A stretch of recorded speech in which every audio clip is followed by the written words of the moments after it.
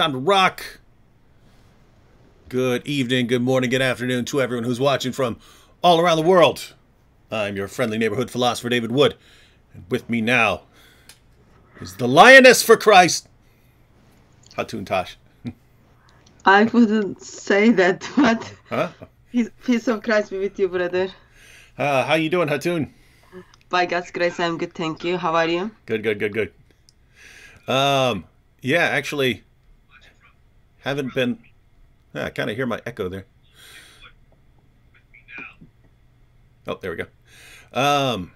Yeah, I don't think I've been live on my channel in a couple of weeks, so there is a lot to cover. Have you been following everything that's been going on, Hatun? Because I know stuff's kind of busy for you over there. So I'm wondering how much you've been following. So, for instance, my arch nemesis, Menj, who has his channel, The Muslim Apologist, who declared war on me, has posted multiple videos and is always coming after me.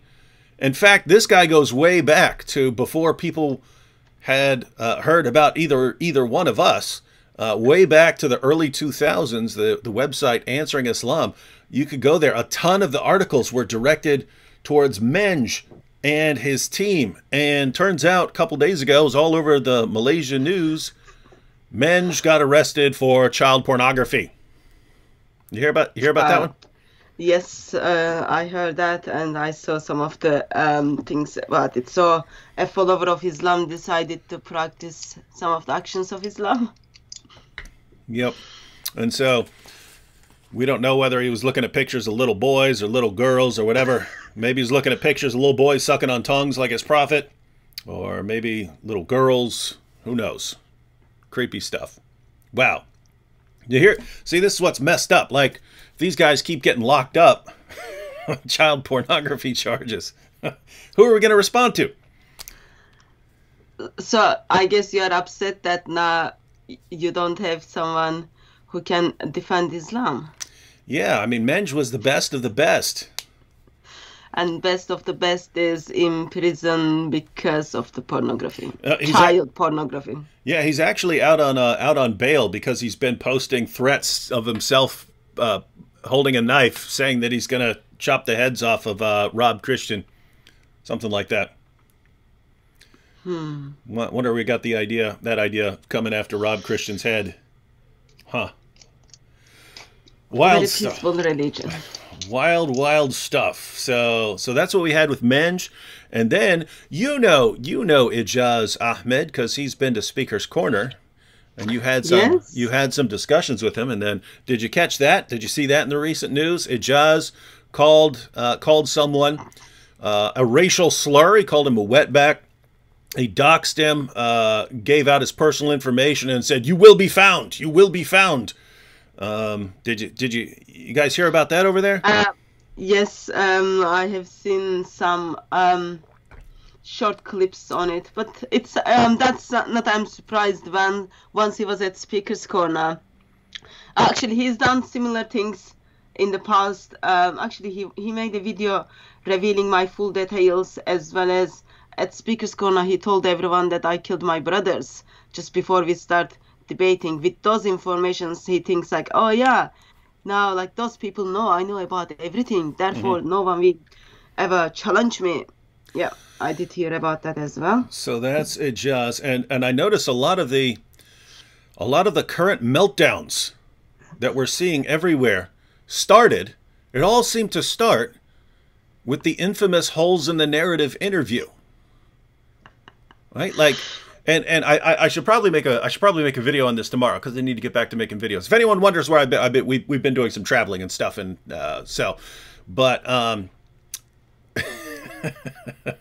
guys, if you've been following this story all along, Hatun is the main reason for the holes in the narrative interview.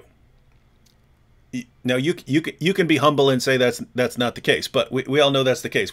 For more than a decade before anyone heard of Hatun Tash, we were all going around quoting Muslim sources, talking about all the changes in the Quran and so on, and then never worked until until you took a bunch of Qurans, got the bright idea of taking a bunch of different Qurans with different words, and putting them in their faces at Speaker's Corner and saying, do you see that this word is different from this word and that this is the same verse in two different Qurans? Do you see that? So for anyone who's new here, go ahead and give a little background into the that whole story. So I think that was before 2016. So I was in North African country where I was doing some work with missionaries. And missionaries asked me, like, which Quran is the best stuff. So we went to this small bookshop to buy Quran. And when we asked for the Quran, the guy said, which Quran do you want? I was like, what do you mean? He said, do you want wash Quran? Do you want Hafs Quran? Which Quran do you want? From that, I was like, oh, I'll get the both of them, because I didn't even know like what was happening in that moment. The wash Quran was only like £1 or something. So I got both of them, and then I got back to UK, and then I start like, oh, like, let me check what is this. So I start comparing the letters. So I can recite certain Arabic chapter stuff, Quranic chapters, but I'm not Arabic speaker. So I start comparing the letters, and then I notice, oh, they don't look same. And then I did ask Arabic speaker to confirm if they are the same or not. And then I went through some, and then we saw actually, no, they were different from one another, and meaning were different, and the name of the Quran was different. From that, I think second Quran was from Nigeria.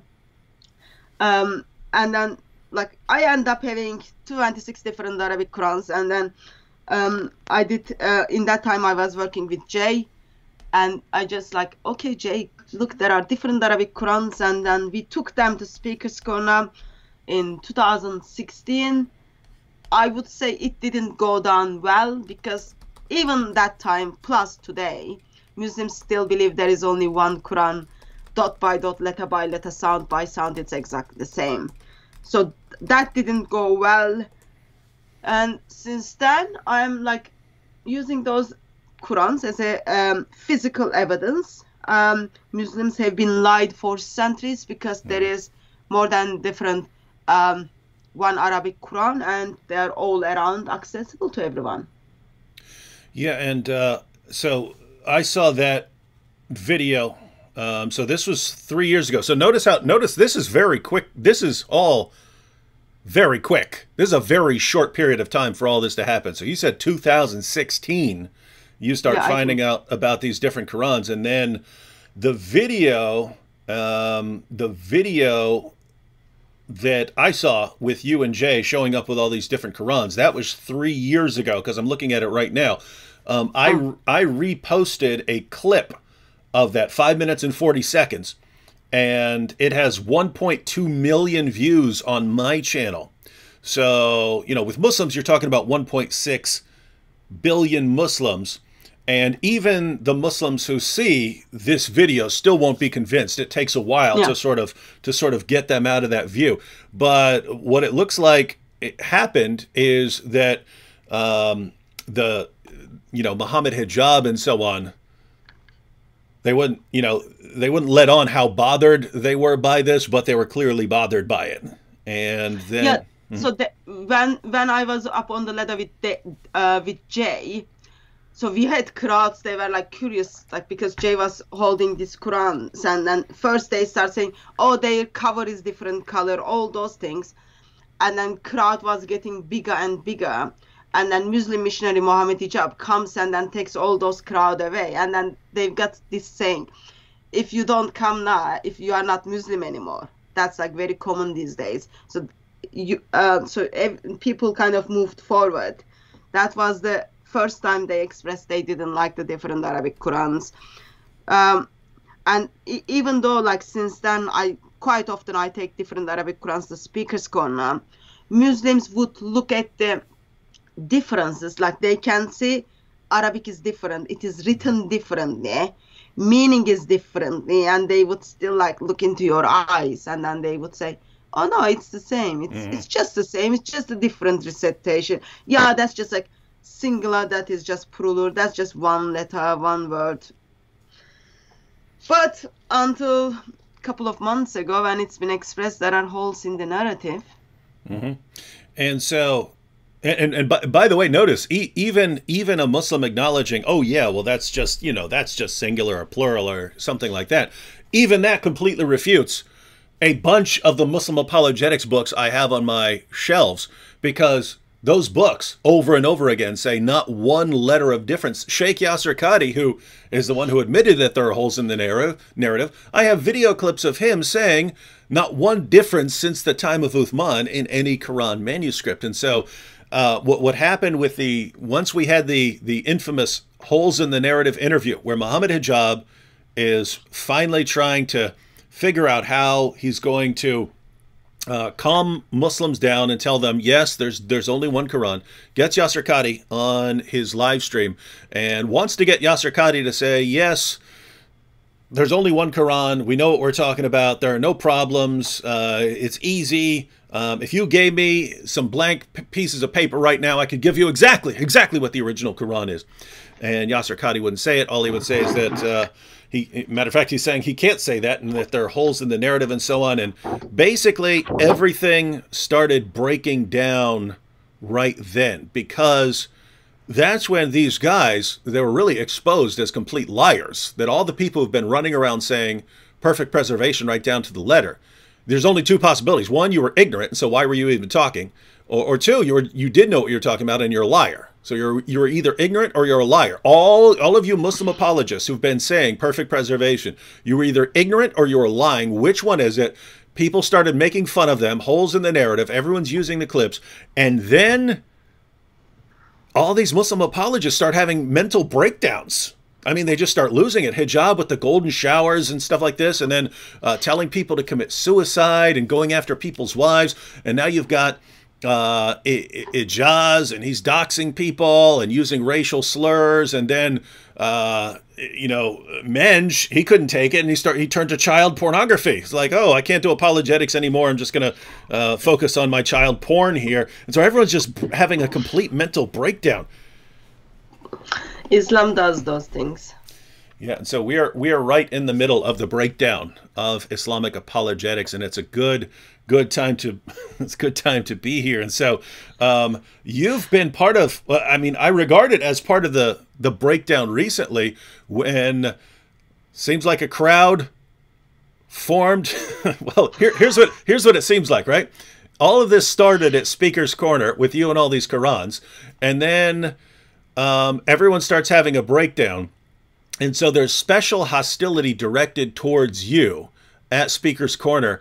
And it looks like the new strategy is just to riot until there's no more Speaker's Corner or something like that. So go ahead and tell us what happened. Well, tell us about what you've been doing at Speaker's Corner so people know the context and we're fair and forthright in what. So tell us what you've been sharing at Speaker's Corner, and then we'll get to the incident from week before this past one. Okay, I think you are just like blaming me above all with all those breakdowns. So it wasn't me. It was you did all the breakdowns. You're responsible for all these mental breakdowns. No, it was the Muslim missionaries who thought it was all right to lie for centuries and centuries to individuals, and I was just a small vehicle in that one to expose that. Since when Yasser Qadhi expressed that there are holes in the narrative regarding the different Arabic Qurans, preservation of the Quran and the Qiraat, all those kind of things, and when he expressed it is not that simple. If he's given a blank paper to write the Quran, he wouldn't know like which Qiraat he's gonna write. That was complicated. So I've been asking. So that happened during the lockdown, and I've been going to Speaker's Corner since end of May or beginning of June because we had lockdown. I've been asking this same question to the Muslim missionaries to explain it to me. And I don't know, while Speaker's Corner is the place where it's a unique place for freedom of speech, it is a very big part of this great country where you go and then everyone would everyone is there to hear different view, expose different view, get challenged and debate. So it's like, you know what will happen. But in somehow Muslims haven't been answering my questions, okay? In the beginning, I was just so kind. I took like Sheikh Yasir Qadi with me. This is someone draw him to the London streets, okay? I took this so that was on a street? Someone drew that on a street? Yeah, in Trafalgar Square. We do have street artists, so someone drew this on the street, and then we've got same for Shabir Ali, as well as we've got the Holy God pictures. But anyway, so I took this to Speaker's Corner, and I was simply asking. Sheikh Yasir Qadi used to be very famous at Speaker's Corner, but now no one knows him. Okay, everyone denies him. He's like not he's like suddenly turned blank in the paper, and no one wanted to answer my questions. And what I have done is I wanted to get visual aid. This is not the one, but it was similar to this. So I got a Quran, and then I put holes in the Quran, and then I asked Muslims if they can explain me about the holes in the narrative. And first couple of weeks that went okay. Actually no, before that also I had I shouldn't miss, I had shredded Quran. So I had the Quran with the holes in it, and then you've got Akbar.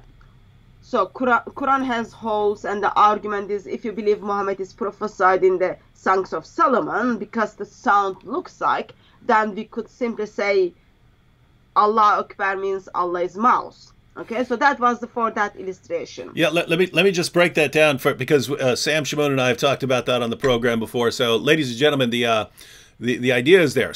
Muslims are desperate to find Muhammad in the Bible, and so one of the most common ones they use is Song of Solomon 5:16, and they use that because there's a word there, Mahmadim, and they say, oh, that sounds like Muhammad, so that means Muhammad, ignoring the fact that that word occurs in many places in the Old Testament, and ignoring the fact that in all the other places, it would make absolutely no sense to say that this refers to Muhammad. So, for instance, the prophet Ezekiel's wife is referred to as Mahmad, because it means something beloved or lovely, right? And so if you say, nope, it's actually Muhammad, it's the name Muhammad, then Muhammad was Ezekiel's wife. So Muhammad was in a very strange relationship, and Muhammad was a kind of time-traveling, I don't know what you want to call him, time-traveling gay marriage person? What do you want to call him?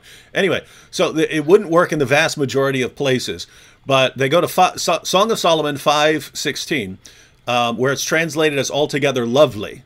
But since the word is Mahmad, they say, it's Muhammad, and so this is actually a prophecy of Muhammad. And so the claim is, hey, this word sounds like Muhammad, and therefore it's actually talking about Muhammad, even though these are different languages. And so what Hatun just pointed out is that if you go down that road, hey, this word sounds the same, therefore it's the same thing.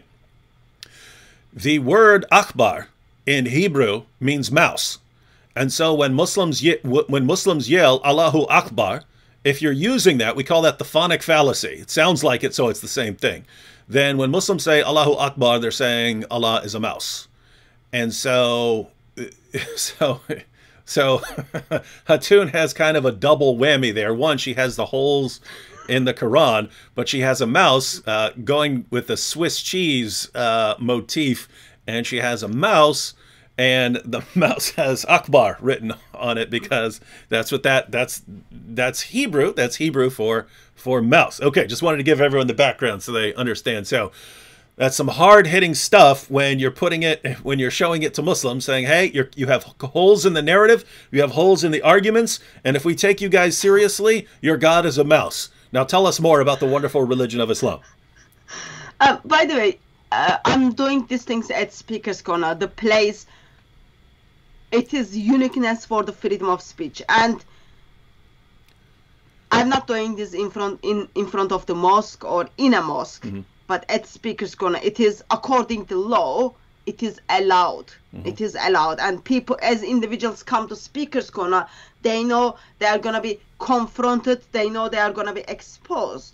Of course, while I am showing those pictures, I am having debates and discussions with Muslims. how my God needed to go to the bathroom.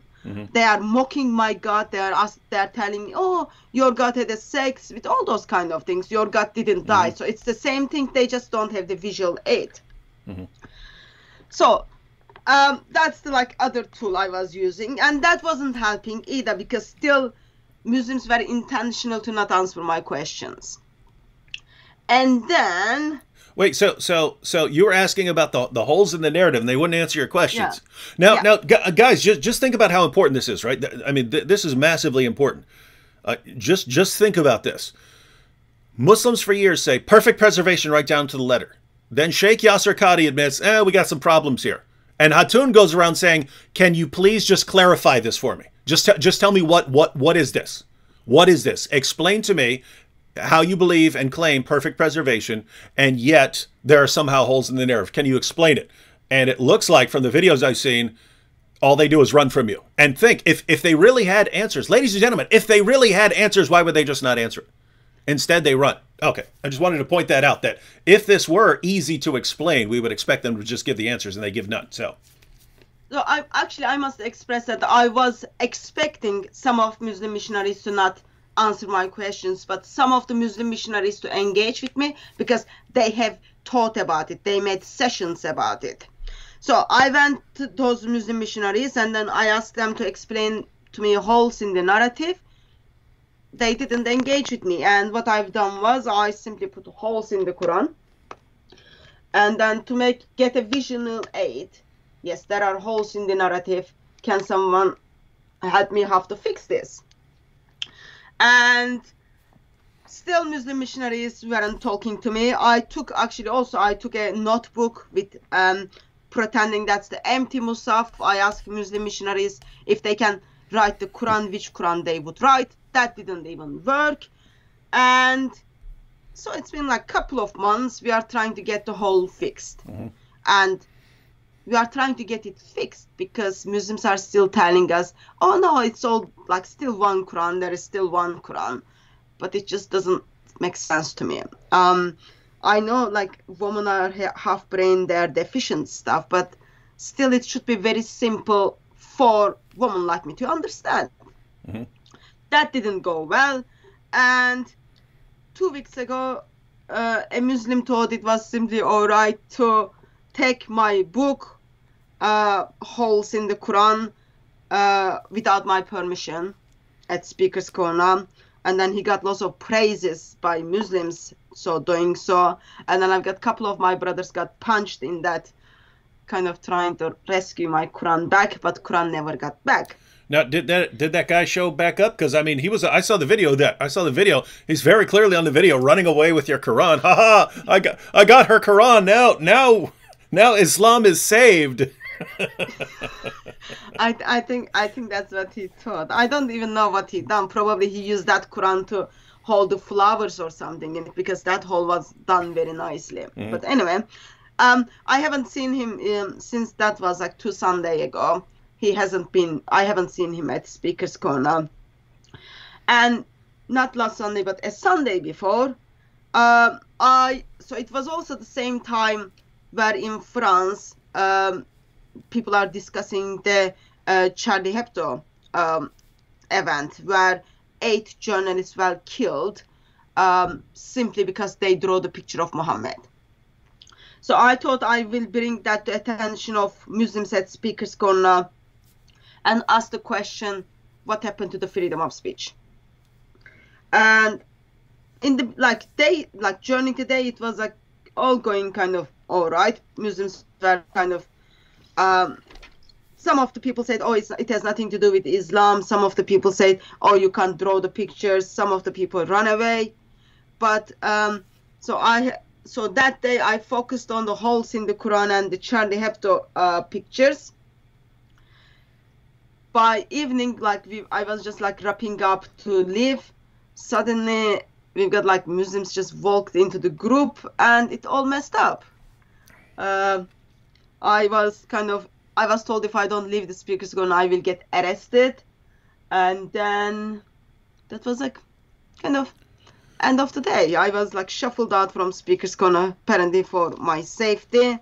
And another Sunday, holes in the narrative without answer, as well as Charlie Hebdo and why would Muslims take away the freedom of speech, got zero answer.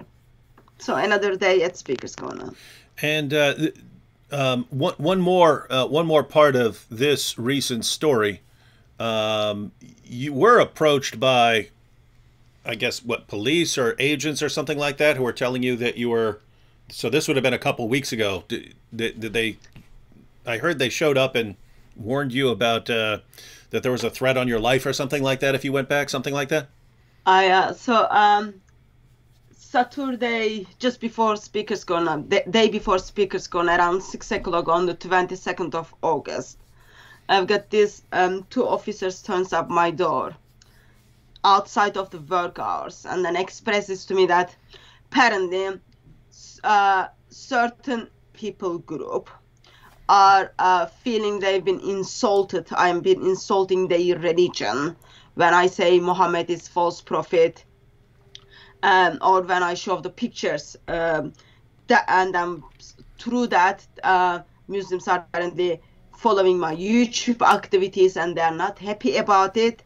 My return to Speaker's Corner, I need to be aware that my life is under the danger. Therefore, they're advising me to not go to Speaker's Corner. Mm-hmm. So that's a day before Speaker's Corner. I'm just like, so in that what is happening is, so there are holes in the narrative. There are problems with the different Arabic Qurans. And Muslims are simply, I don't want to be mean, but it seems to me they are going to the police and then they are saying, we cannot answer the questions. What we've got to do is, we need police to step in and stop her coming to Speaker's Corner. And this is like, I'm trying not to laugh, but this is the most pathetic thing I've ever heard in my entire life. For 14 centuries, armies of Islam march around the world, subjugating people, killing, slaughtering, smashing idols, taking churches, taking temples, converting them to mosques, raping women. And then we have Islam in the UK, and one little woman shows up with 27 Qurans, and they all lose their minds and they run, police, will you help us? Will you help rescue our powerful religion from this woman? She's got cartoons. We don't know what to do. She's got cartoons, and she put holes in the Quran to illustrate that there are holes in the narrative. Will you rescue us? It's like, my goodness, it's the same thing when you know, Hijab or one of these other guys are thumping their chests and they're insulting people's wives and they're tossing around these veiled threats of rape and torture, and as soon as you respond with anything, it's YouTube, will you ban him for me? Patreon, will you deplatform him? We can't. It's like they turn into these instant crybabies. It's guys, do you have any? Is this the true religion? Is this the strong religion? We'll get in your face and thump our chests until you say anything in response, and then we go, will anyone help us? Who's going to help us? Oh, my goodness, guys. This is so pathetic. Wow. I think one of the sad thing is, actually, I took the holes in the Quran late after police came to me. One of the sad thing is, Muslims are not happy. The things I am saying at place called Speaker's Corner, heart of freedom of speech. It's not like I'm saying those things. I wouldn't have any problem saying those things in front of the mosques, which I've been doing for years. But they've got issues that I'm saying that at Speaker's Corner, which is the heart of freedom of speech, what they do, they go, oh, I know, police, once Islam comes and takes over, you will be like another group who is going to get killed. But right now, we are in need of you. Would you please step in and then find ways that we strongly advise you to not go to Speaker's Corner. Therefore, advise her that she doesn't come to Speaker's Corner. Mm-hmm. So like they're not, police is not even like bothering to, okay, let's identify those groups who are feeling their religion's feelings are being hurt, and then discuss with them what's happening. If you can't control yourself, don't come to speaker's corner. But what is happening is like police think, oh yeah, it's okay, we can turn up in front of Christian house because, oh, Christians are nice people, they will obey the law.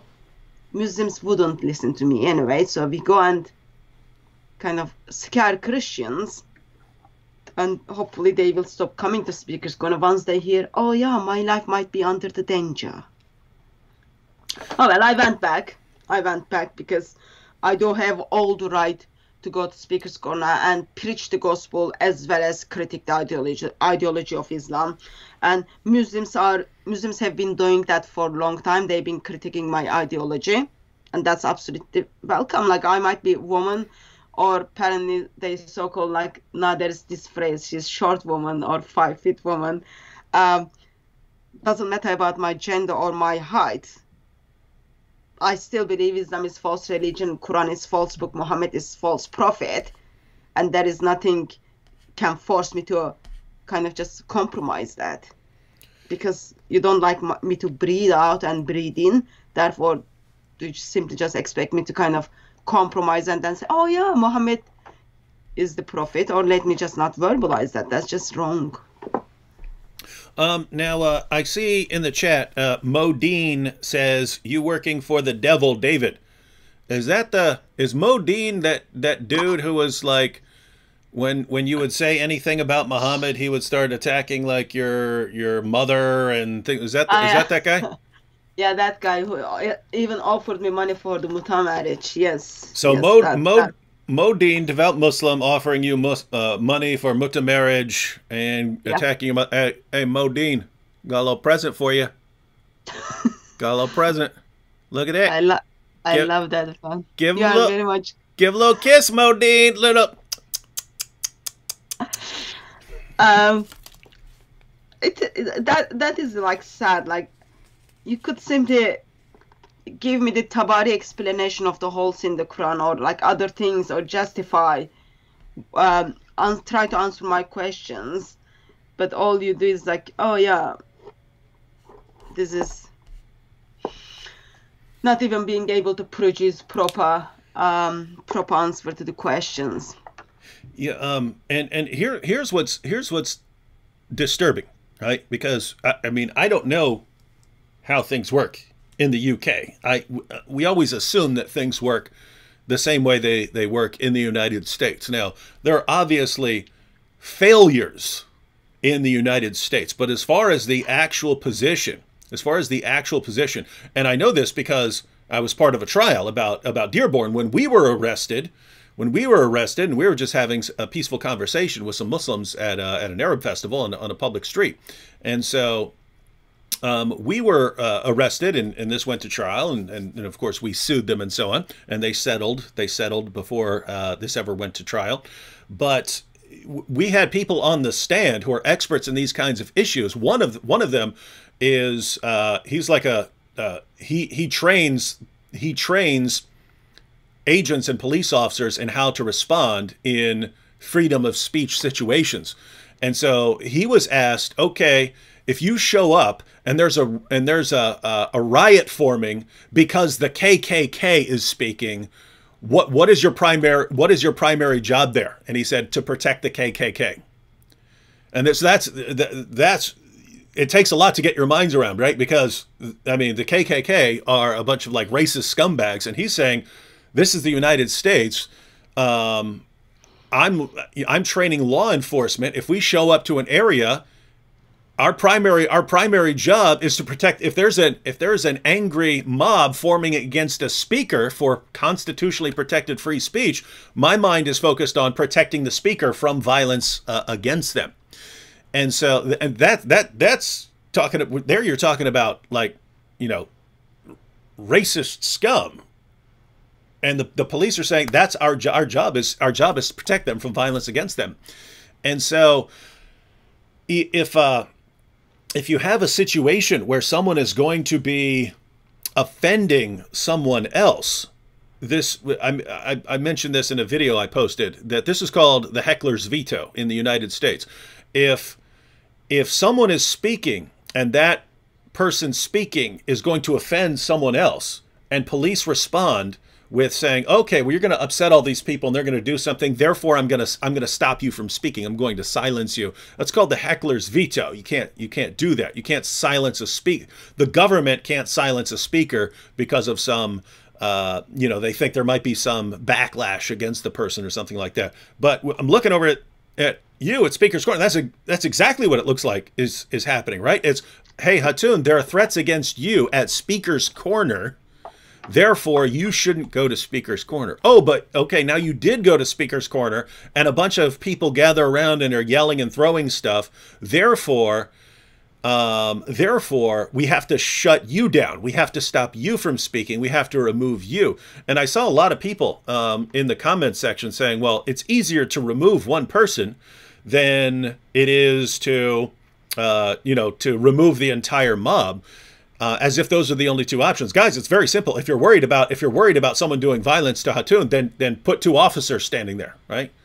Put some officers in there to stand there and make sure no one hurts them. That's what you do. But under no circumstances do you silence the speaker in something like that. As soon as you do, you just encourage the mob. You just basically send a message out saying, hey, if you want to shut down someone who's criticizing your religion, just form an angry mob and we'll get involved. So very, very despicable. Very despicable behavior. What are your thoughts on that? Because again, I'm not sure exactly what the law is over there, but in the United States, we would regard that as absolutely horrendous. So there are a couple of things. Because of the uniqueness of Speaker's Corner, you would expect, okay, police doesn't want me to get hurt, because they have to protect me in one sense.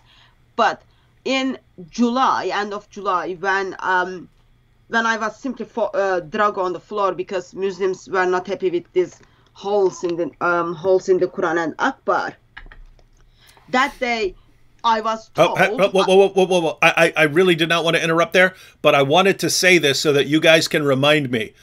I wanted to say this because I've been thinking about all the different origami creations I'm going to make from the Quran, and a mouse would be perfect, and I could name the mouse Akbar. In fact, Hatun, if you want the mouse, I will make the mouse Akbar for the background of your videos. All right, continue. I just wanted to say that because I come up with awesome ideas and then I forget about them and I never remember them again. And so I wanted this here. So guys, remind me at some point to make Akbar the mouse. All right, go ahead. So we will keep you accountable for that. So in 26th of July, I was told I have to leave the corner. I got banned from the corner for the day.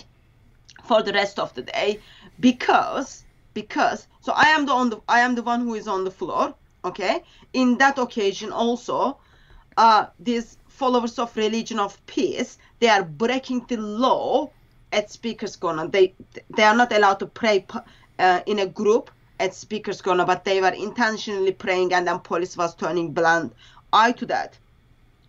I was told I have to leave Speaker's Corner, otherwise I will get prosecuted.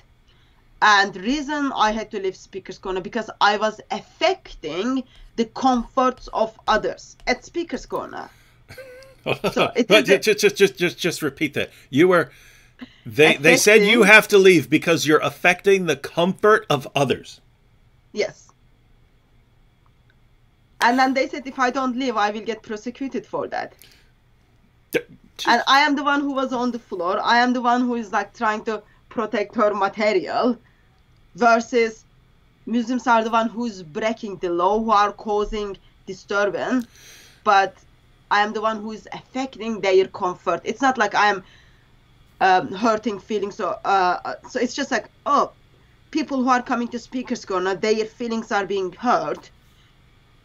But we can't allow feelings of Muslims to be hurt. So what we do is, oh Hati, you don't have any feelings anyway, you got very thick skin, you leave the corner for the day.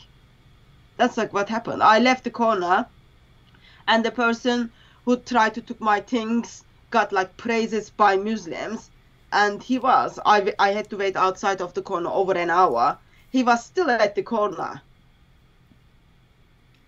But to protect the feelings of others, I had to be out of the speaker's corner. So that's on the 26th. From that, I'm not sure if the intention of the police was trying to protect me. I think in that, okay, I like comparing the British police versus Turkish police.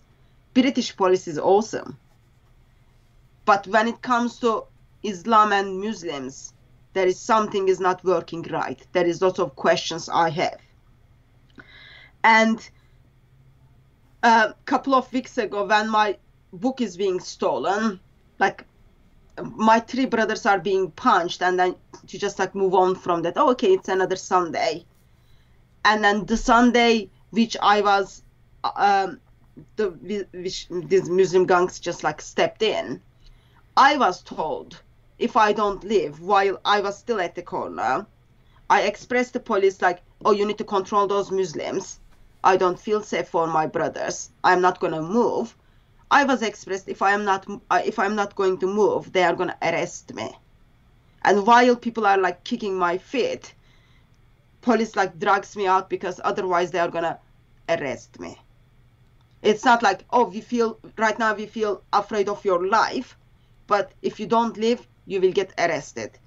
And then after end of the day, end of the evening, again, if you go back to speaker's corner, I will get arrested because I'm causing disturbing at speaker's corner, and I am even looking to be banned from speaker's corner. But I'm just thinking, okay, there is a problem. There is a problem because, and last Sunday, the Sunday which passed, we find out actually police didn't even spoke any of those gangs who were simply calling rape of Hatun, killing of Hatun, or like disturbing the speaker's corner. Police haven't even been spoken to them. But by that time, I had email which police was asking, are you going to follow our advice and not go to speaker's corner? Are you going to continue with your actions? And I am being told I will arrested if I return to speaker's corner. I might even get banned because Muslims are not happy what I'm saying at speaker's corner. Yet none of the Muslims were even being questioned or even being warned because they were the one who is causing the issue. Yet in the mind of police is defending me. That just doesn't make sense to me. Yeah, it's as you're talking, reminds me of a lot of things. When you say that a couple weeks ago they had to remove you from the park and said that it's because what did you say it was? Ruining the affecting the comforts of others. Affecting the comfort. Now notice, ladies and gentlemen, you could apply that to anyone, but who would it be applied to, right? I mean, you could say, hey, this guy over here is calling for Islam. You've got Ali Dawa, and he's saying that, man, when we take over, we're going to execute all you ex-Muslims and stuff like that. That's the sort of thing that would be affecting a lot of people's comfort, especially when people like Ali Dawa are saying, hey, if my daughter is 9 years old and she gets her period, I'm going to tell her you're ready for marriage. Say, hey, this is affecting a lot of people. That should make people a little uncomfortable, those kinds of things. And so any of this, you could say that, but who do they go after? They go after Hatun over this and say, you're affecting other people's comfort and therefore you have to go. And the reason I say that brings some things to memory is when Nabil and I got arrested in Dearborn. Nabil was standing there. I had my mouth closed. I was sitting there with a camera so that no one could accuse us of doing something that we didn't. Nabil's sitting there answering questions of these young Muslims who are asking him, hey, how can you believe in the Bible? How can you believe that Jesus is God? They're asking these questions. He's answering the questions. He's praising them and so on. Police came in, arrested us, not the Muslims who gathered around us. They arrested us and charged us with breach of peace. We had breached the peace of the area, right? Now notice, we're having a conversation. If you want to do that, you could do that with anything, right? You could say, hey, 2 people are having a conversation. I want to arrest one of them. I'm going to go up and say, hey, you're ruining the peace of this area. You could say that about anything. And so here's what you have. and this is what you have to watch out for, ladies and gentlemen. You can't, in the UK, hopefully, say you were drawing a cartoon of Muhammad or showing a cartoon of Muhammad, and showing cartoons of Muhammad is illegal. So you have to say something else. And so what we're going to say is, oh, you're making people uncomfortable, and that's some rule or something like that, right? You can't say in Dearborn, Michigan, hey, you're evangelizing Muslims, and some locals do not like that you're talking to their, you're talking to a bunch of 15-year-olds who came up to you and asked you questions. They don't like you answering their questions. They're worried about their kids converting. And so we're going to lock you up for that. You can't say that. So what do you say? You say breach of peace. Breach of peace. It's the same thing we find online, right? YouTube doesn't want to say you can't criticize Muhammad or you can't make fun of Muhammad. So what they'll do is they'll say, hey, we have a rule against hate speech. You can't have hate speech on Twitter and Facebook and YouTube and so on. You can't have hate speech. Do you agree you shouldn't have hate speech? Oh, okay, well, now we're going to ban your video because it's hate speech, even though all you did was criticize Islam or something like that. So they're all doing the same thing. They're protecting Islam from criticism by silencing people who are criticizing it, but they have to come up with reasons to justify what they're doing and reasons to justify giving Islam this special status. But they can't say what they're actually doing. And the reason this is disturbing is, just think about this. Islamic law says Islam is supreme. Islam is on a higher plane. Muslims are on a higher plane than everyone else. Everyone else is inferior. Islam is the truth. Everything else is inferior. So there are different rules here. There are different rules. You all have to follow the rules of Islam. Islam has a place of authority over you.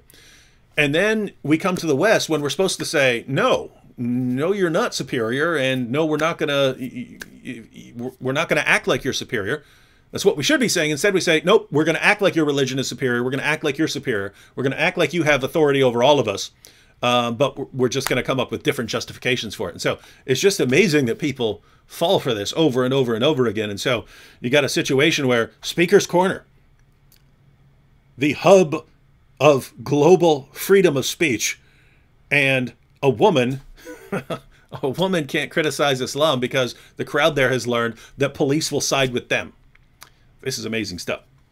Yeah, if you think about it, like since the police told me to leave because I was affecting the feelings of others, every week, like Muslims were out of the control, and every week would something happen, until last week police simply tells me, oh well, if you don't leave now, we will arrest you.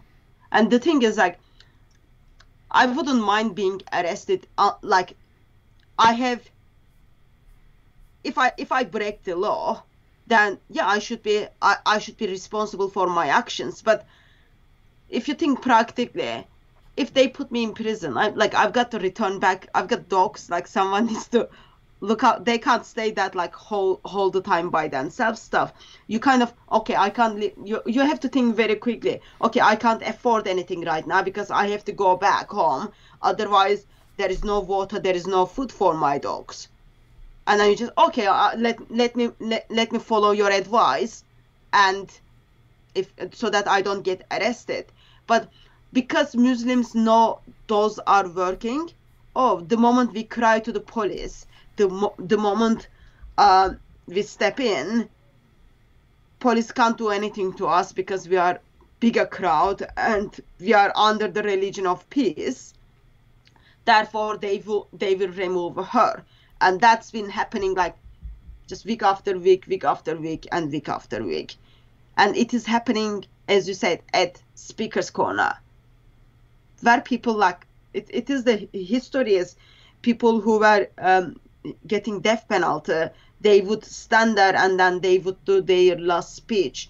And then since then, it is a place where you can go and say anything you want to say. You can even go and abuse Queen.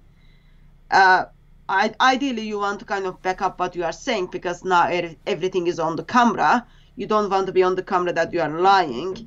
Therefore, sourcing everything is all right. But just it becomes strange when you know like, I'm not dhimmi. For me, bottom line is like, I'm not dhimmi, and I'm not going to be dhimmi for Muslims.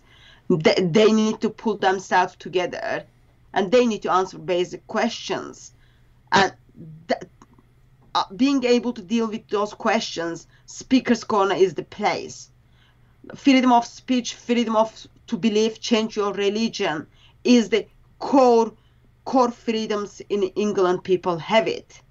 But very soon, because the comforts of others are being affected, or because people can't answer the questions, therefore they want to kill you, that making you to cause disturbing is gonna take that away. So England will be known as, like, as you made a video on, Sharia Corner, or Islamic Republic of United Kingdom or something. It'll be called Not So Great Britain. Yeah, Not So Great Britain.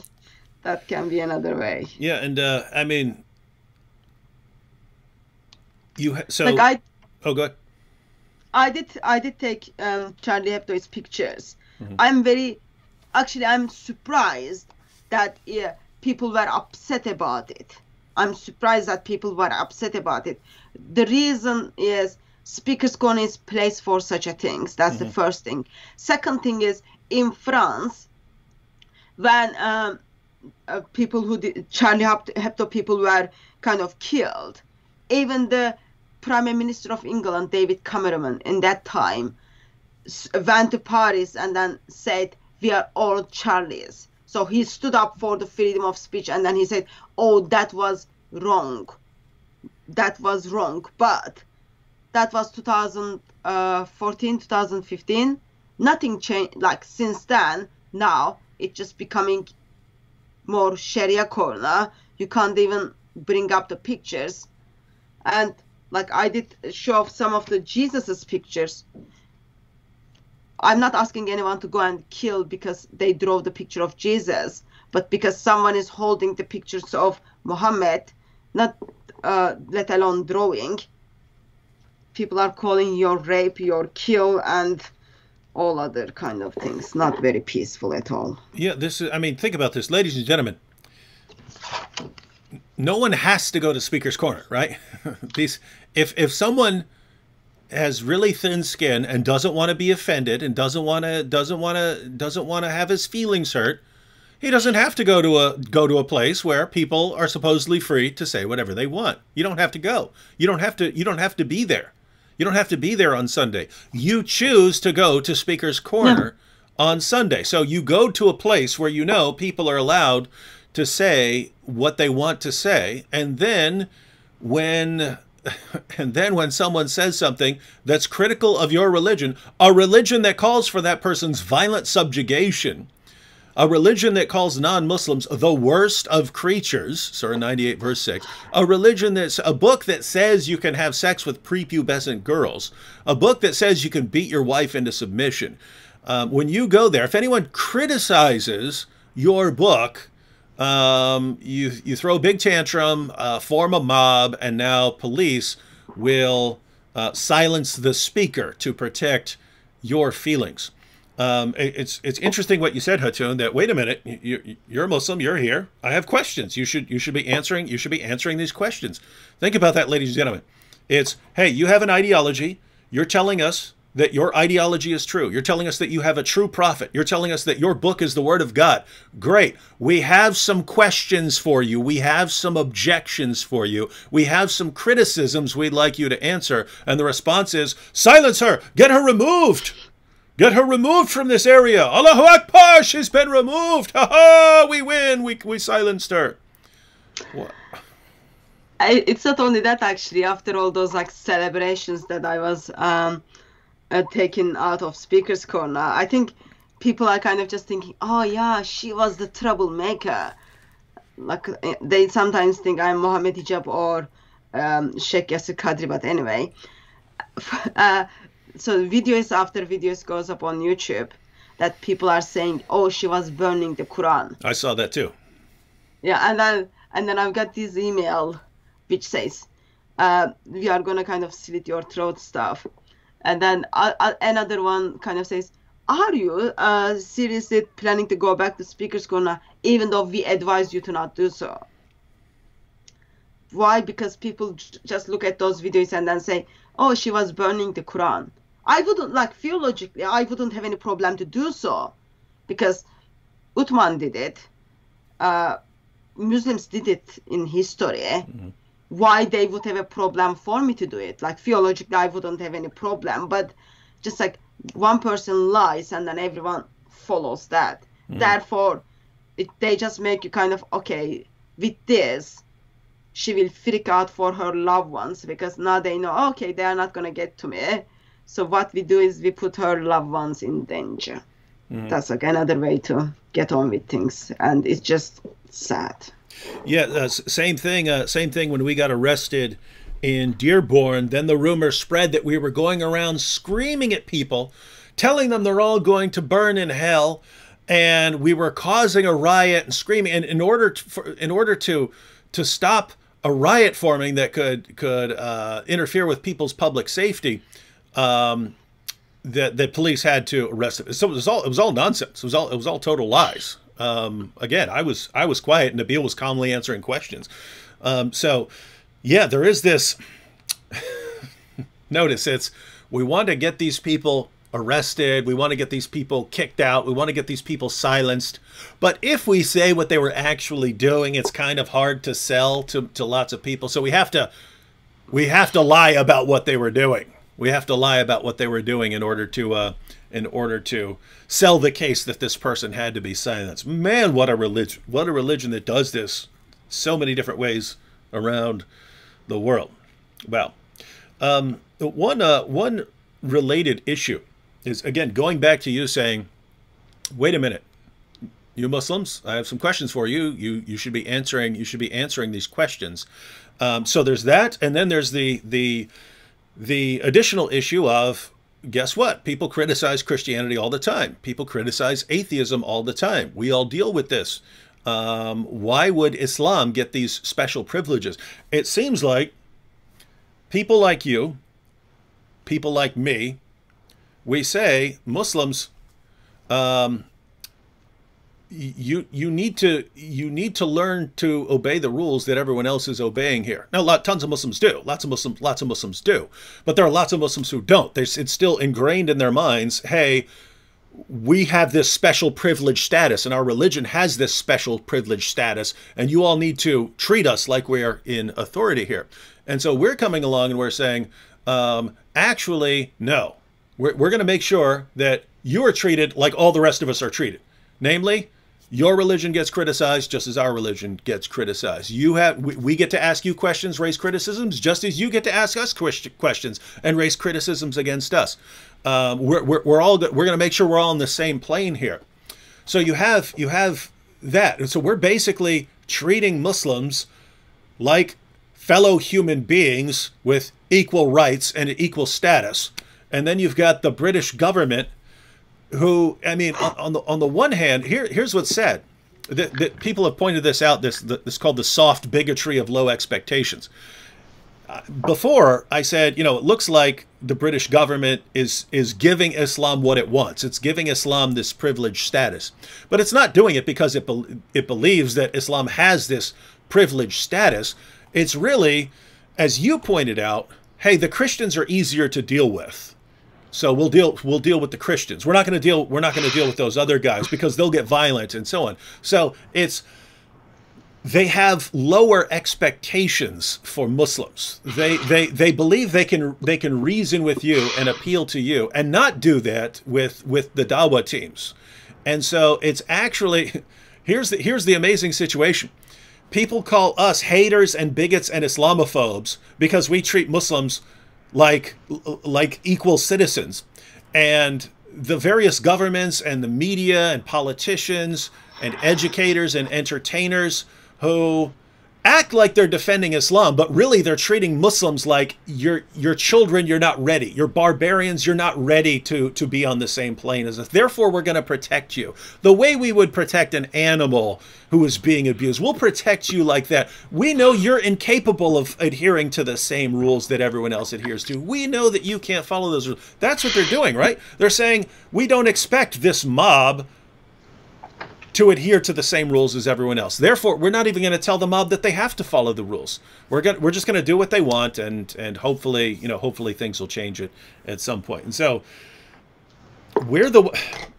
how are we the haters when we have a certain level of respect for all people and we're treating people the same, and the government and the politicians and so on and the journalists treat Muslims like they're inferior and incapable of operating by the same rules that everyone else is adhering to.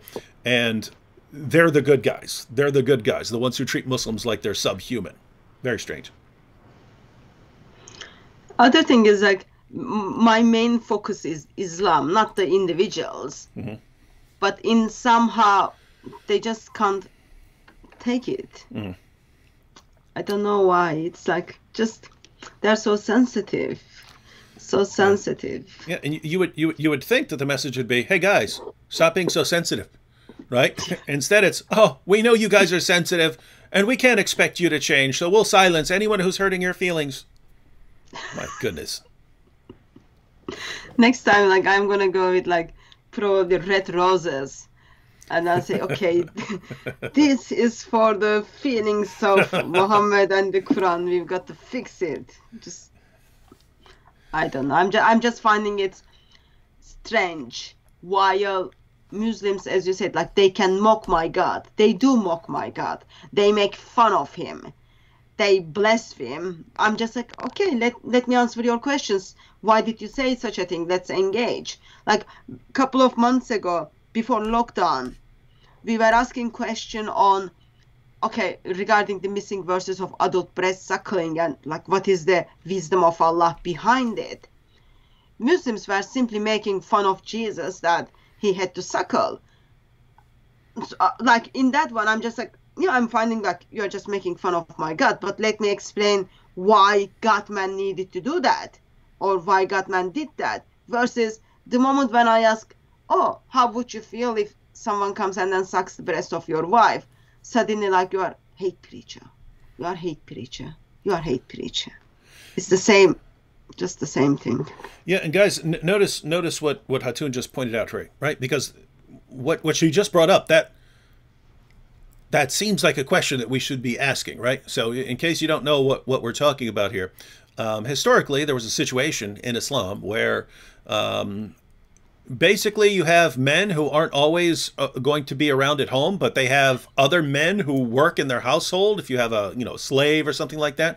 And so the situation arose, hey, I have to go away on business. My wife's at home with this dude. How do I know she's going to be faithful to me? She's not going to cheat on me. She's not going to commit adultery. How do I know that, Muhammad? So this issue gets brought to Muhammad, and Muhammad, awesome prophet that he is, he has that connection. He has that connection with Allah through the angel Gabriel. And so he says, yo, angel Gabriel, could you go ask Allah, hey, what do I do about these women who are going to be around men while their husbands are away? How can the husbands know that the chastity is preserved? How do they know? How do we know, man?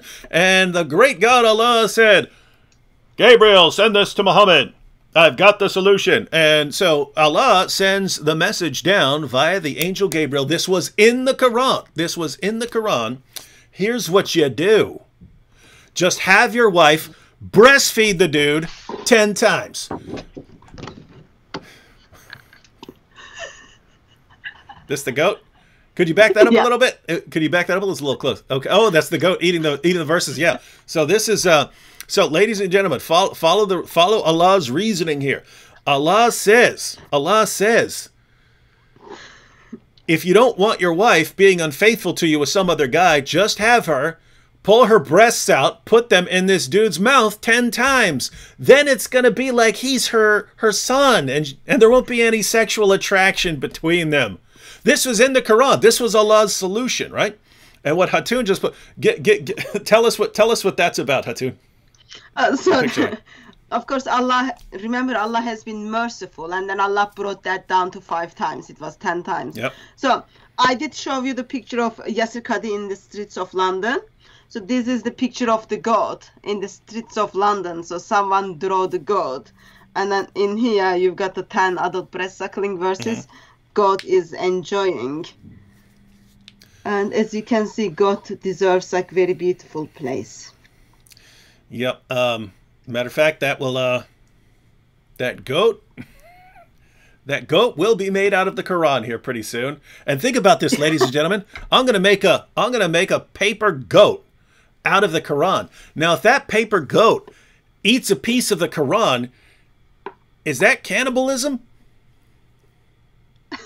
If a goat made out of the Quran eats a piece of the Quran, this is going to be interesting stuff. That's a lot of artwork to do here in the near future. But so anyway, notice, stepping back a little.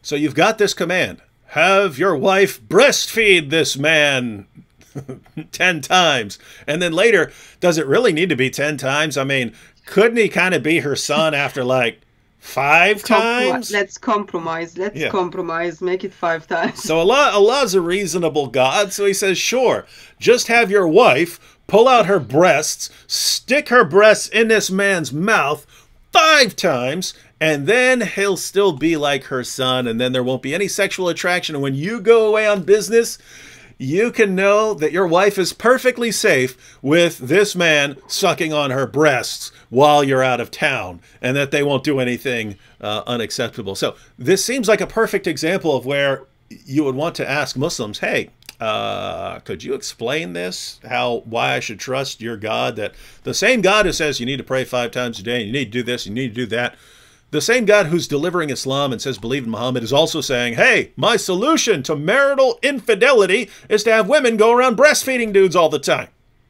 Could you explain that?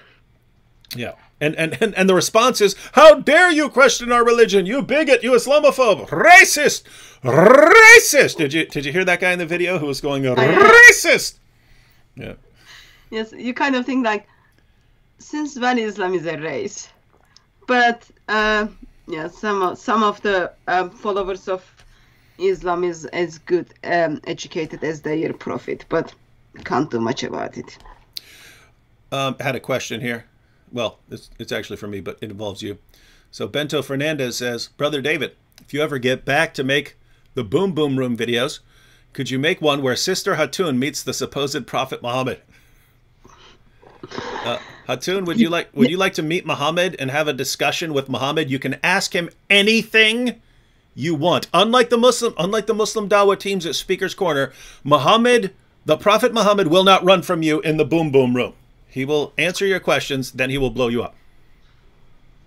I guess the question is, all Muslims are doing today is they're trying to use the Muhammad's answer is like regarding what people are asking. So if Muhammad is capable to get new revelations and then answer my questions, because so far the questions I have from Islamic sources are not being answered, so therefore should be okay. But I guess Muhammad needs to be have little bit more education by that time, because people are running away from those basic questions. Yeah, they are. But yeah, if you ever want to meet the Prophet Muhammad himself, sure, I will get I will get your plane ticket, and I will pay for it with my Koranagami money. With all the money I get from doing my epic works of art. I guess we don't have to practice like certain things to meet with Muslims in that time. Like I don't want to go through, oh, now Muhammad has to do breast suckling, those kind of things. That would just be bad. Yeah. Can you see this one? Yeah, pull it back some, because you're kind of cropped here. But sorry, I can't see myself. Oh, so that's the Muhammad suckling miracle. Oh, yeah. Yes. Yeah, so this is the Charlie Hebdo Hatun edition. Muslims got very much upset with the lips of Muhammad in this one. Yeah, so this is not real Charlie Hebdo. This is one of the one I put together, but like that kind of caused another sensitivity. Muslims got sensible again.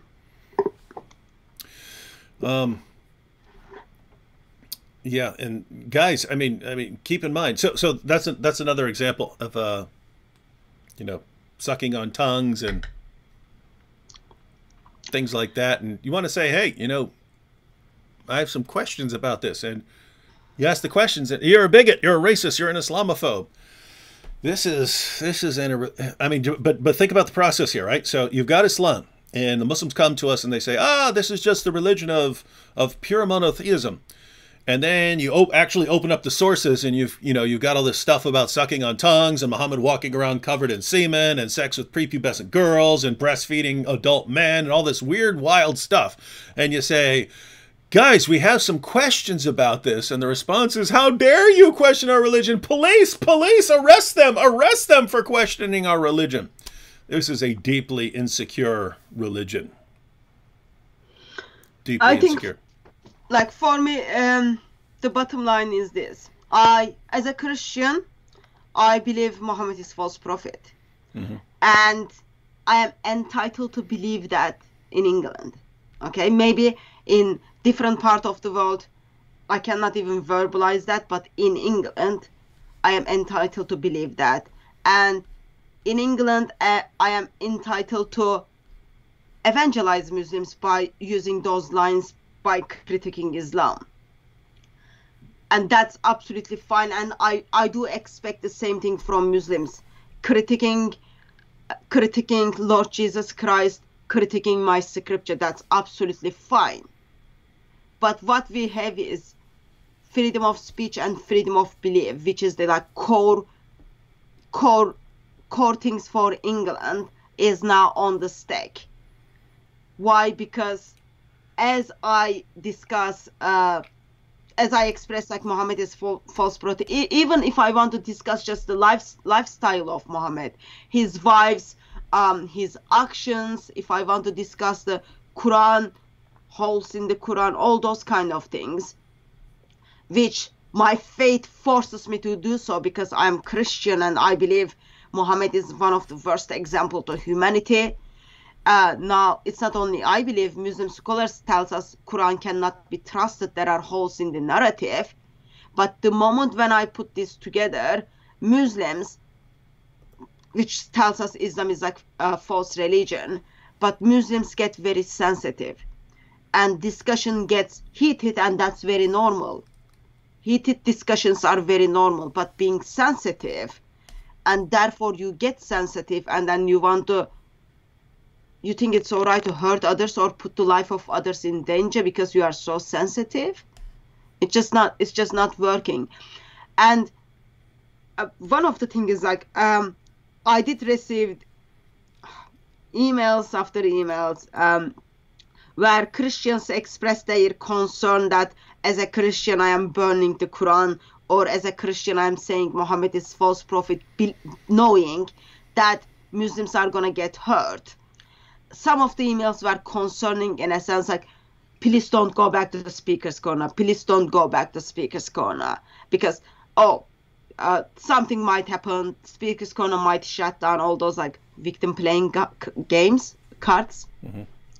But if we start saying, okay, you cannot say Muhammad is false prophet, you cannot hold a book which has a holes in it and that book is identified as Quran, you cannot hold art which is drawing of the Muhammad, then all we are doing is we are silencing the freedom of speech. It's not about Christians versus Muslims, it's about world and freedom of speech, freedom of belief versus ideology of Islam. And we should not be silencing that. And the violence needs to stop. If you cannot handle, I learned the other day a new phrase, if you can't take the heat, leave the kitchen, apparently. That's what people say. So if you can't handle the critic, if you can't deal with the objections, don't come to Speaker's Corner. Speaker's Corner is not a place where people offer hot chocolate and flowers to one another. People are there to have debates, discussions, heated arguments, and that's absolutely fine. Jay Smith was like beaten a couple of times because what he was doing at Speaker's Corner. So it does happen occasionally. It shouldn't happen, but if you can't handle, don't come to Speaker's Corner. If your feelings are so sensitive, if you can't even defend your prophet, just stay at home. Just stay at home. Don't treat Speaker's Corner as the Sharia corner, or don't treat England as Sharia country. I'm just like, I just believe it's wrong. And if you are not practicing your freedom of speech, it is all about silencing the debate, and that is wrong, because you will engage with people, you will have debates and discussions in the intention that people will find the truth. Open debate, open discussions, free debates, free discussion is the only way people can find out what is the truth. And truth always wins. But now that is under the stake. Why it is under the stake? Because a Christian woman apparently holding the picture of Muhammad, Christian woman is holding a picture of holes in the Quran with Akbar, or holes in the Quran. Therefore, freedom of speech is under the stake because religion of peace followers are not able to practice peace anymore. I'm just finding it upsetting. But no one cares about my feelings, so I can't be upset. Yeah, the only the only feelings that matter are the Dawa team's feelings, not Hatun's. So, yeah, this is, ladies and gentlemen, this is just wild stuff. You would expect that when you have Muslims in the UK who don't believe that you should be able to criticize their religion. It's right here. It's right here in our sources. You can't criticize this stuff. Muhammad ordered his followers to kill people who criticize this stuff. So that's the way it is. The response should be, yeah, good thing we're not under that law. Good thing your prophet does not control things here. Instead, it's, okay, who do you want us to lock up? Who do you want us to kick out? And so, yeah, this is a bad situation where it looks like in the near future, you could just be showing someone at Speaker's Corner that there are holes in the narrative, showing him a Holy Quran. You could be showing him a Charlie Hebdo cartoon that people were killed over. You could show it to them, and they might, here in the very near future, say, Hatun, you are permanently banned from what should be the free speech hub of the entire world, but you cannot say these things here at Speaker's Corner ever again. We will kick you out. Does that look like something that might happen here in the very near future? So I was told I will get arrested, or there is a things like I will be banned. Apparently, a couple of people left on my YouTube live stream that they are running a petition for me to get banned from Speaker's Corner. So being banned from Speaker's Corner means you can't go there. It's not like you go there and you can't say certain things. You can't go there. Mm-hmm. So that might happen. That might happen. But if that happens, that will be very much shame. Yeah. Because feelings of other people are meta, but my feelings are not meta. No one cares about my feelings. No one cares about, like, I'm challenging Islam or those kind of things. Feelings of others are meta. And it's like, I think if I get banned, or if there's like all the petitions are going around, or all the fake news are going around, all the videos are being put up, I wouldn't be surprised if I get banned. Mm-hmm. But it will be very much UK would be saying yes in this occasion, even though it was 100 Muslims who were shouting to kill her, rape her, all those kind of things. We wanted to come alongside of the Muslims. That would be simply that what it would saying. No, that would be the end, because that wouldn't stop with you. That would simply send a very, very clear message. Yeah. Hey, okay, you guys got rid of Hatun. We got rid of Hatun for you. Now who's next? Oh, you don't like Bob the Builder? We'll just form a big crowd around him and start screaming and throwing things and saying how he's causing you guys to get violent like this, and we'll get rid of him too. And eventually we'll just get rid of anyone who criticizes Islam, anyone who questions the Quran, and all that we'll have is you guys down here preaching your religion. And that, notice, that's the goal, right? That's what these dawah teams want. Hey, we get to give you our religion, and you all keep your mouths shut about this. Even though our religion calls you the worst of creatures, even though our religion calls for your violent subjugation, even though our religion says what we can do to the men when we capture them, and to their wives, different things are going to be done, and to their children, they'll be enslaved, even though our religion says all these things about you, even though our religion started it. People always ask me, David, why do you talk about Islam? Hey, Islam started it. Allah and Muhammad talked about me long before I ever heard of Allah and Muhammad. They were saying what you could do to me, right? Yeah. So I'm simply responding. And Muslims say, how dare you respond to this claim that you will be violently subjugated? How dare you? And it's just, wow, it's absolutely amazing. But yes, if that message gets sent, hey, we, the police of Great Britain, will silence you, even in Speaker's Corner. That's yep, that would be the clearest message that they could possibly send. Now, on this, oh, go ahead. We did have couple of years ago, there was a young gentleman called Tan. Muslims were doing the same thing to him, and then he left country. And then kind of things happened. He didn't come back. And then also there was like another young man called Sarah. He was talking about colorism in Islam quite a lot, and apparently he had like police went to his house and then said your life is under the danger, all those kind of things. And then with that intimidation, he had to stop Speaker's Corner. And I know people who are part of my team, because Muslims just couldn't control themselves with the harassment, people felt, yeah, it is much better if I leave Speaker's Corner, if I don't come to Speaker's Corner. Mm-hmm. So their way is working. Like if police can't step in and then stop individuals to come to Speaker's Corner, what we will do is we will take them on until they fed up, and then they will stop coming. Mm-hmm. Because at the end of the day, there is a moment sometimes you just say, okay, it's just too much, I can't handle it anymore. I think they're kind of waiting for that moment, mm-hmm. but I don't think that will work with me. But anyway, no, it won't. And that's kind of the problem with that approach, because notice it's the same approach that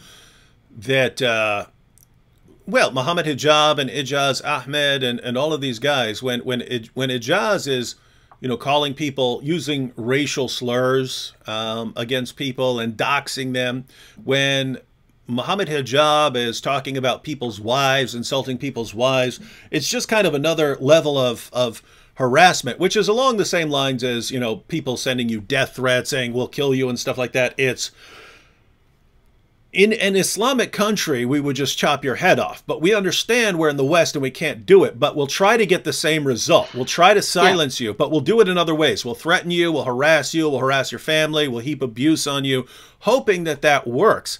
And here's the problem. Yes, that will work with a lot of people, right? In other words, if you just heap charges of racism on someone for doing something, you will control a lot of people like that. A lot of people say, whoa, hey, yeah, I did want to question your religion. Yeah, I did want to do evangelism to Muslims, but I didn't know I was going to be called Islamophobe and racist and bigot, so I'll go do something else. There are a lot of people that will work with, especially if that doesn't work, if just insulting them doesn't work. Then, hey, we're gonna kill you. We're gonna kill you. Whoa, a lot of people will walk away from that. And even if people don't walk away from that, oh, now you're going after my family. Oh, now you're doxing me. Okay, yeah, I'm done with this. Here's the thing, though. Eventually, everyone who can be controlled in that way is gone. And all that's left are people who can't be controlled in that way, right? So that's people like Hatun, the apostate prophet, me, people that we're not going to stop. There's what are you going to threaten us with? Even if you'd have to kill us to stop us, right? So we're all that's left. And then once that happens, they don't know what else to do. They don't know what else to do because they have one method. It's just keep heaping abuse on people until they do what you want, and that method's not working. And then so what are we going to do now? What are we going to do now? We need the police to step in and ban Hatun because that's the only way. We need YouTube and Twitter and Facebook and Patreon to ban all of these people so that they can't speak anymore. In other words, they realize, hey, the standard methods don't work. The standard methods don't work. Therefore, we need to silence them in all these other ways. But under no circumstances can they be heard. And it just never occurs to them, hey, maybe if we want to deal with them, we should just answer what they're saying and respond to them and just be on the level of dialogue. And if they criticize or they mock, we get to criticize and mock and return. That's the idea here. We're all on the same playing field. They can't get their minds around that. And so, yep, got to silence us in all kinds of other ways. Oh, well, I don't want to be the bad news breaker here, but I'm not willing to be dimmy. Yeah. And I am every day. I am very much convinced that solution to a problem of Muslims is Lord Jesus Christ, and I'm not gonna hide away from that. And I'm not ashamed of verbalizing, or I'm not afraid of verbalizing that Allah is false, God Muhammad is false, Prophet Quran is false book, and there are holes in your Quran, there are holes in your narrative. I'm not ashamed or afraid of that, and so far I'm not feeling any sense that I should be dhimmi to Muslims, and I will go until the end, whenever that end is. Yeah, and this brings us to probably the last thing we should discuss. You've showed us a number of cartoons and the holes in the Quran. I've shown some phenomenal artwork here. That's just the head. It connects to the body over there. We have some confusion here. So you have a lot of issues. You have people have drawn Muhammad cartoons. We talked a little bit about people who would, burn the Quran, things like that. Generally, I regard, in most cases, I regard that as like kind of silly stuff, right? Like it would never occur to me, hey, I disagree with this, therefore I'm going to burn it. It's never crossed my mind, hey, I disagree with this philosopher's book, therefore I'm going to make some origami out of it. It doesn't occur to me, hey, there are some holes in this person's logic in this book, therefore I'm going to drill holes into this thing and run around with this book all full of holes.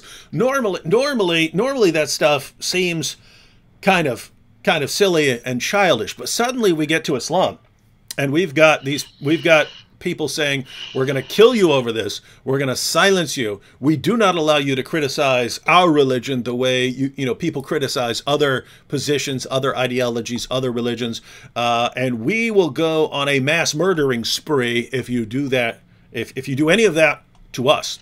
And not only that, but even if we're not killing, we'll go after people's wives. We'll dox people. We'll use racial slurs against people. We'll do all of these things, but respect our religion in return. Guys, if there's ever a time, where you want to send a message and say, look, I would normally regard it as silly to start making origami things out of your book. But given the way certain people are acting and the level of violence that is coming out of, that is being produced by the book that went into this pig head.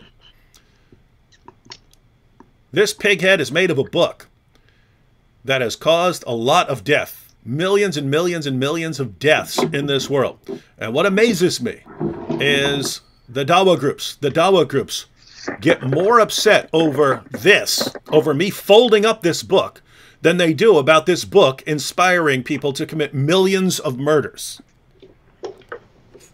And so there comes a time when we say, guys, we have to get this point across to you. One, One, that we are allowed to do this in the United States and Great Britain. We are allowed to do this. We're allowed to do this at Speaker's Corner. We're allowed to do this and show it online. We're allowed to do this. If you don't like it, don't go to Speaker's Corner. If you don't like it, don't watch my YouTube videos. But deal with it. Deal with it. Stop killing. Stop murdering. Stop trying to shut people down over something like that. So that's one. And on the other hand, get your minds around the fact that when your religion, when your book calls for our violent subjugation, when your book calls us the worst of creatures, you can't blame us if we respond by making fun of your book. You just, I mean, you can complain all you want, but you just can't be reasonable in your complaints. When this book calls me and Hatun the worst of creatures, calls for our violent subjugation, and we say, ha, we're going to make fun of you in response, and you, oh, I can't believe you do that. It's the end of the world. You're calling for our deaths. You're calling for us to be killed, and you're flipping out that we make fun of it in response? Grow up, guys. Grow up. Quit being a bunch of babies about this stuff. My goodness.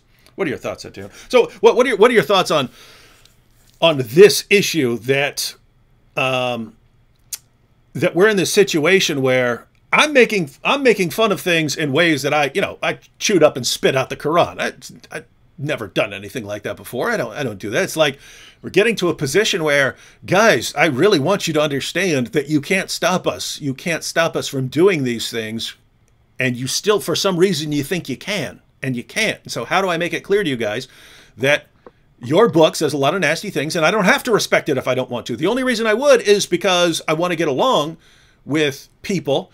And if the people that I would like to get along with are turning out, apologists and debaters and so on, are turning out to be doxing people, insulting wives, well, great. Then I'm not trying to get along with you anymore. And I'm just going to chew up your book and spit it out and show you what I really think of it. So those are my thoughts. What are your thoughts on this, Hatun? So, shame is like I'm not as clever as you are. I couldn't come up with those animal pictures, all those kind of things. I'm like very, very simple. I think for me there are I don't know, the Holy Quran. I thought of the Holy Quran, and you did it. You actually beat me to it. So that's genius level right there. But yeah, go ahead. Yeah. The purpose of that was I've been asking the question. Okay, it was you who expressed that there are holes in the narrative. All I am asking is to unpack that for me. Okay, that's all I am asking. And I am being rejected. And I know, like, apparently rejection makes people to commit suicide. So I'm not going to commit suicide because I'm Christian. I have hope. I love my Lord. So what I've done was I needed visual help. So to just get proper answer from Muslims. That's just for that. And it's not only I'm getting proper answer from Muslims. Now, I've got Muslims who got in touch with me asking why did I put holes in their Quran. And my simple answer is, oh, let me share a video with you what your Muslim scholar said. And then from that, now Muslims are seeing they have been lied. They have been lied, and they have been lied. And 21st century, that no one wants to talk about it. I think that is very much sad. So, putting holes in the Quran, simply a visual version of there are holes in the narrative, can someone fix it? And in a sense, I am using it to point people to the eternal word of God, who has holes in his hand and holes in his feet. So that's for that. And regarding the pictures of Muhammad, we need to grow up. Mm-hmm. We need to grow up. Like, if people can draw a picture of a plant, a apple, a dog, or anything, then there is nothing should stop anyone to draw the picture of other individuals or other beings they want to draw. Like, I did show the pictures of Lord Jesus, or pictures Charlie Hebdo draw about Christian faith and Christian God. But I never called anyone to get killed for those things. And even though I think those pictures are not very nice at all. But because I grow up. why my God is able to deal with the critics and able to answer those things. But in somehow it doesn't happen in Islam. In somehow Islam becomes untouchable. And if you kind of play this victim game, and if you kind of pretend, oh, you are untouchable, yeah, people are gonna use it. I used it. I used the Charlie Hebdo pictures, and I used other pictures I put together. I used the holes in the Quran, and David eat the Quran. So people are gonna use it until you come in the sense, oh yeah, now we have to have proper open debate and discussions. Otherwise, instead of insulting people, instead of calling people deaf, instead of harassing people or stopping people's Patreon, all those kind of things, now we need to come up with better arguments. I know Allah wasn't able to do so, Muhammad wasn't able to do so, but in 2020, you've got check Google, check YouTube, you can come up with better arguments, and you can have open debates and discussions. And it is all welcome, because truth is matter. And for me, like, my main goal is, yes, there are holes in the Quran. Yes, Muhammad's pictures are not very nice because he doesn't have six-pack, all those kind of things. But it all as a tool to talk about or make a point on the problems in Islam and bring people's attention to Lord Jesus Christ. And I think it can only be fixed with Muslims to grow up. Yeah, and I mean, ladies and gentlemen, just think about this, because this way back in the day, 2006, you started having the cartoon riots and things like that, and newspapers wouldn't even republish those cartoons.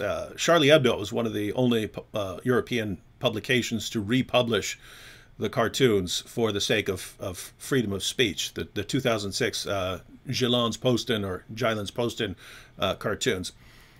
Just imagine if instead of people backing down and cowering in fear because there were riots over these cartoons, just imagine that all journalists, New York Times, Los Angeles Times, Washington Post, just imagine everyone, British newspapers, French newspapers, American newspapers, just imagine that everyone said, hey, if you guys are going to start killing over this, we're all going to publish these cartoons. So learn to stop right now. I don't believe you would have ever seen another death over a cartoon again. If the message became, hey, if you get violent over this cartoon, we're going to publish 1,000 times as many of the cartoons. If that became the message, I believe you would have never seen another death. I do not believe you wouldn't have had the Charlie Hebdo massacre. You wouldn't have had any of that. Because people would have realized, wait a minute, if we do this, then in the name of freedom of speech, they're going to respond with even more of it. And that would be the opposite of what we want. Instead, what does everyone do? Oh, you're getting violent over this? Well, we'll back down. What message does that send? It sends the message, oh, if you want to control our behavior and control our speech and control our expression and control our publications, just get violent. What did you just do? You encouraged the Charlie Hebdo massacre. You said, hey guys, you want us all to back down? Go slaughter a bunch of people. That will send us the message that will make us do what you want us to do, right? And notice, it's the same thing. It's the same thing with Hatun. When the British police are backing down, oh, we'll remove the speaker if you guys get violent. You're sending a message there. You're sending the wrong message, right? just imagine a violent crowd forming around Hatun, and British police come over and say, under no circumstances is anyone going to do anything to this woman. And if we have to form a wall of police around her to protect her, that's what we'll do. But y'all better back up right now. And if you got a problem with it, we'll bring in 1,000 more Hatuns. We'll bring in 1,000 more Hatuns to speak here until you learn that you can't do this right now. Right? And this wouldn't have to be the police, but just imagine where everyone said, okay, until you guys learn to deal with Hatun, we're going to different groups from around the world are going to send more people to be in Speaker's Corner every single week until you learn to deal with it. And then you'll be happy that it's Hatun, right? And so, but that should be the response. Instead, it's just retreat, retreat, retreat, retreat, retreat. And when Hatun and others finally say, "Look, we're done retreating. We're standing our ground here," then it's well, we'll just have you removed by police, and police will say, "Don't worry, they're not backing down, but we'll kick them out." Wow, wow, awesome stuff. Couple comments here. Janet Clements said, Hatun, please buy a life-size Aisha to show how small a 9-year-old really is. I thought about it, actually. Yeah, hey, Mensch, if you're watching, can you tell us where to buy a life-size 9-year-old doll? I bet you know, you freak. Sorry, I couldn't resist. I know you're watching, Mensch. or he could simply just send it to us one instead of us to kind of go to those certain places to find it. It might be easier if you just send it to us.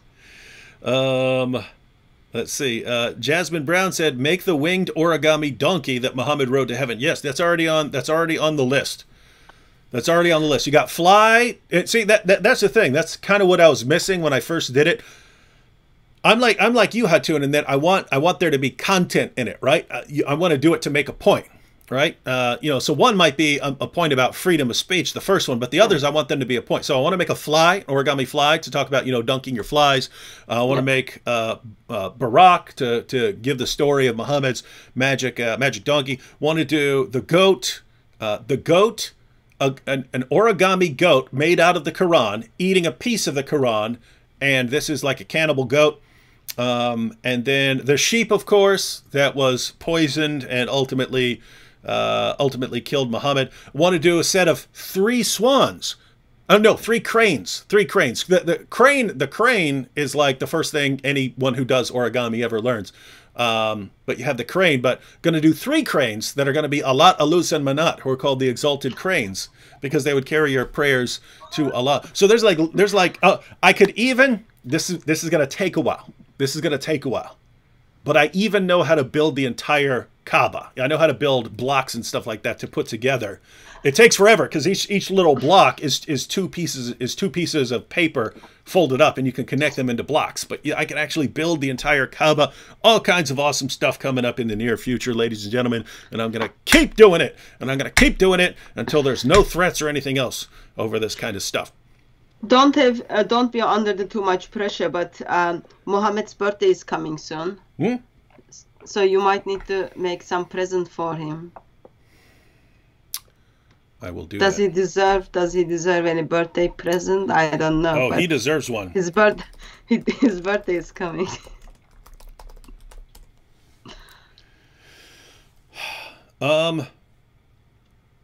Wait a minute. This one says April 22nd. This one says 571. I always see 570. How sure are they of this? What are you checking? I just searched for Muhammad's birthday. It's on 28th of October, 28-29, Mevlid. Oh yeah, there are different calculations. Yeah. There are different calculations. Well, more birthdays, more origami. That's my motto. Check this one out. So this is Saqib Muhammad. Check this out. This is so low level, dude. This is amateur level, Saqib. Check this out. I really wonder if you guys really want to propagate your religion. You must study basic marketing and psychology at least. You are the hindrance of your cause. So he says we're hindering our cause. Now notice, Saqib, just think about this. If you really thought we were hindering our cause and damaging our own cause, would you be trying to correct us and set us on the right course here? Would you be trying to show us a better way of destroying Islam? Huh? Is that what you'd be doing? Would you be showing us a better way of showing Muslims the truth? Is that what you'd be doing? No. You know what we do is massively effective and is sending even your top apologists into insane panic modes where they're talking about golden showers and hurling racial abuse at people and looking at pornography all day. You know they're having a meltdown over the stuff that we're doing.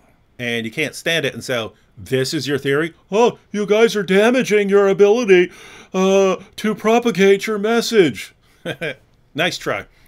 Any thoughts on that, Hatun? Yeah. How would you respond to people saying, "Hey, wait a minute, Hatun. You're trying to show Muslims the truth about Jesus. You want Muslims to be saved and to spend eternity basking in the glory of the Lord Jesus Christ, and here you are drilling holes in the Quran. Aren't you just driving them away and aren't you sending them off into the darkness, because now they'll never pay attention to anything you say again?" Oh, well, first of all, it is Lord Jesus Christ who saves people. I am just a small tool that he's willing to use me. But from my experiences, what I'm seeing, even just with the hole in the Quran, Muhammad from Pakistan left Islam because he was asking the question, why did you put holes in the Quran? And why Muslims are not talking to you? He left Islam and became a Christian. So, beside that, I know lots of hundreds of Muslims and ex-Muslims who left Islam and become a Christian. And for me, I am more concerned on, I cannot just tell you, oh, Jesus is all about love, oh, Jesus is all kind, this nice guy. Because you have the idea of Jesus in your mind. And beside that, you have got idea of this man called Muhammad. I've got to destroy them first.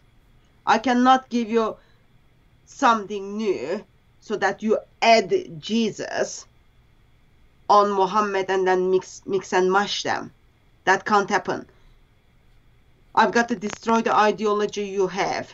That might be with the holes in the Quran, that might be with the pictures of Muhammad, or that might be simply asking basic questions. I've got to destroy the belief system you have. Once your belief system is destroyed, we will build something new. And that will be our glorious gospel. Lord Jesus Christ will make his home in your heart. But he can't come to the heart which has been fully covered with the whole Quran and with Muhammad. That needs to be get rid of. And I am just being the one who is helping to get rid of that lies you've been told. Get rid of Islam and run to Lord Jesus Christ. So I also am very much disturbed with the, oh yeah, is this how you are going to bring people to Christ? You ask Muslims, tell me about good news of Islam. Why should I become a Muslim? Answers are, oh well, we don't believe Son of God. Oh, Jesus didn't die on the cross. You are doing the same thing. Why there is a problem once I use the same methodology? I don't see any problem with that. Mm-hmm. And idea people have is like, oh yeah, yes, our gospel is glorious, our God is amazing and delightful, but that does not mean in any form or any shape God is gonna turn blind eye towards false ideologies. I cannot compromise with the ideology because my God cannot compromise with the ideology. I'm just simply being a tool to destroy the ideology so that we can have good foundation for our glorious gospel. Yeah, and it's funny here. Saqib says, you must study basic marketing and psychology. Saqib,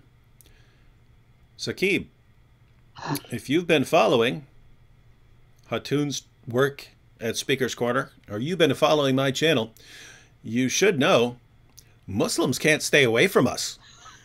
Muslims are drawn to us. They feel the power and they can't stay away, right? Hatun shows up at Speaker's Corner. What happens? A mob forms around her, right? What are you doing here? What are you doing here, Saqib? You can't stay away. You can't stay away.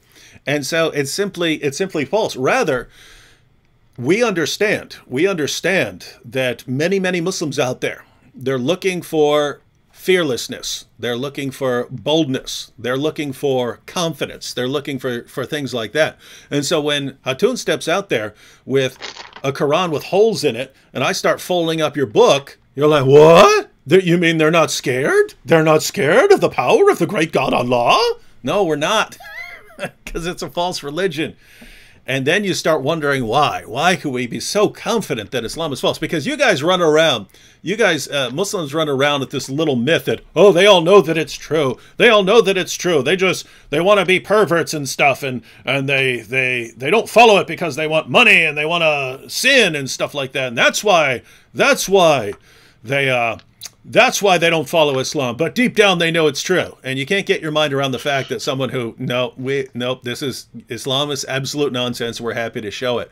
And so that's why you can't stay away, Saqib. So it's actually the opposite, actually the exact opposite of what you're saying.